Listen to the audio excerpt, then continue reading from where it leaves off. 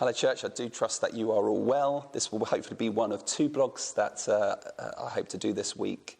As I was reflecting on the news last night, and obviously now we're entering into lockdown, it got me thinking about what is it that God wants to do through this time with us. And many of you picked up my blog last week, where I spoke about how I really believe God was wanting to speak to us out of Matthew 5 and 6 and calling us to be those who give to the needy and be committed to prayer and fasting and not worrying. And to some degree, as I was reflecting for today's post, I felt God was kind of wanting to reiterate that that focus on not worrying and really trusting in him, and actually that he is working his plan out in us and through us, through what's going on in the world around us, that God doesn't stop advancing his kingdom, that God doesn't stop working, that God is sovereign and that he is over all things and he's working for all things for the good of those that love him.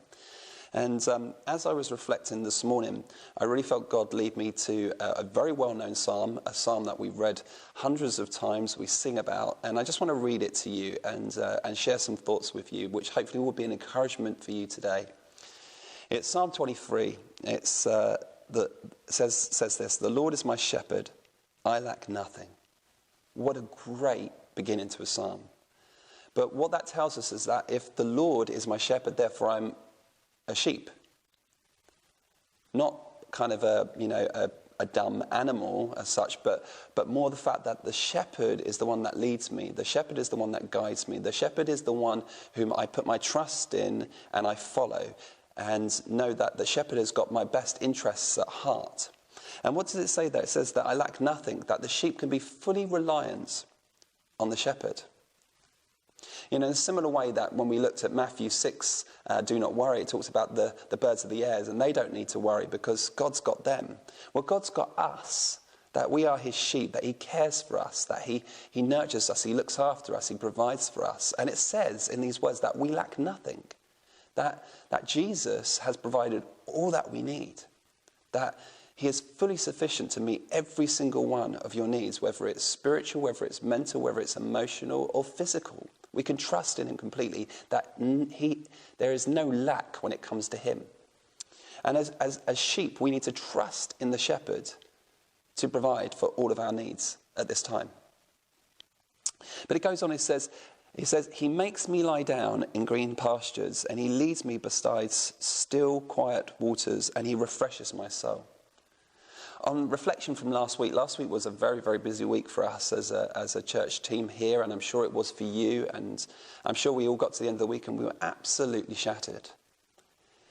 But I really feel like God has actually given us an opportunity and even permission in this season to just stop what we're doing and to look to him as a shepherd and see that he wants to lead us into this refreshment, this opportunity as we draw away from the world to some degree and actually focus in on him.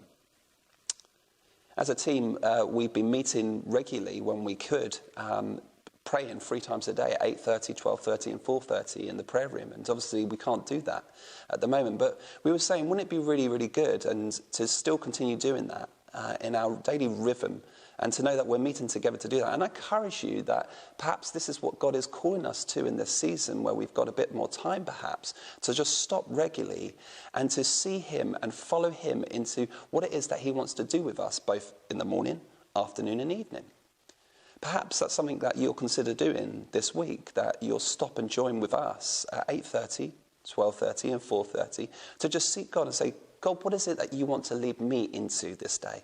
What is it that you're calling me into today? What is it that you want to lead me to, so that as I follow you, I might be refreshed, but also as I'm refreshed, that I might bring that refreshment to others where he's calling us to serve, where we can serve.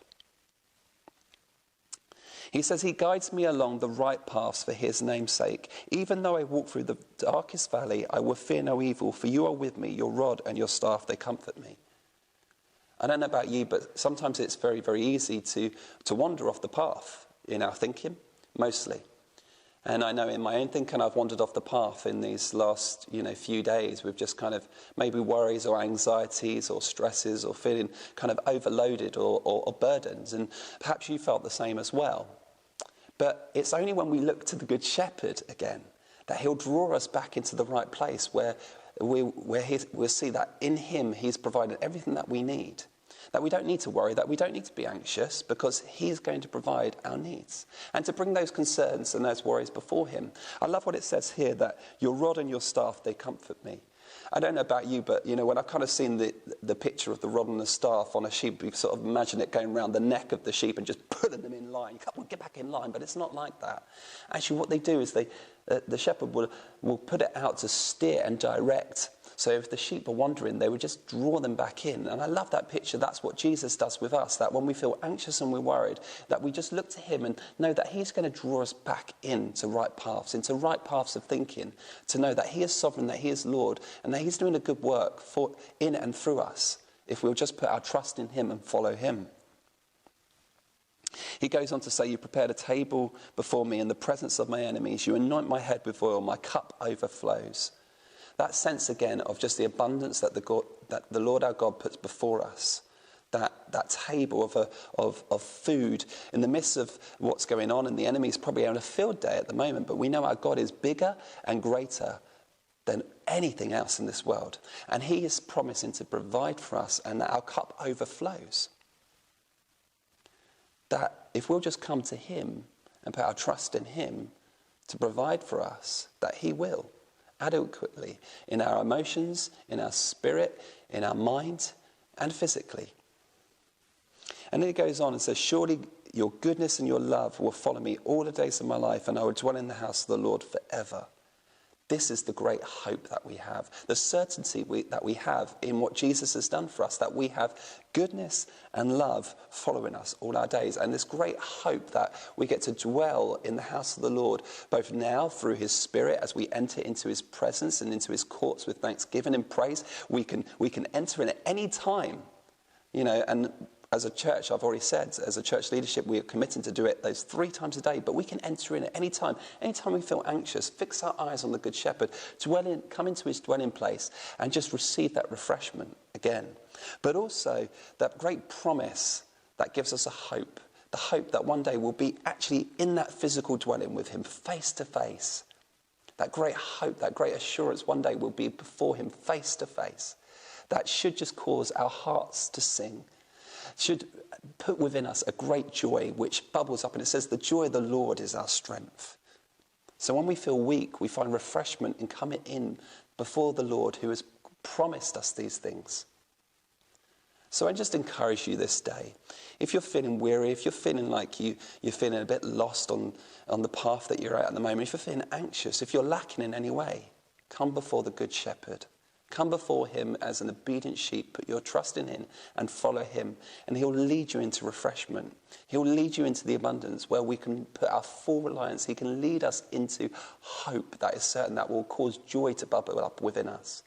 I encourage you today, take some time to just stop and align with him and ask him to lead you in right paths this day, into right paths of thinking, and into right paths which will lead you to joy and peace and refreshment.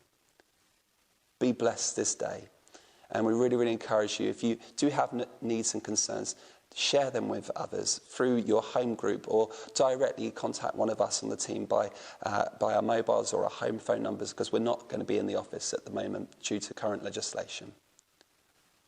But let's be praying for one another in these times, and let's keep our eyes fixed on the one whom we follow, Jesus Christ, the author and perfecter of our faith. Be blessed this day. And we'll see you soon.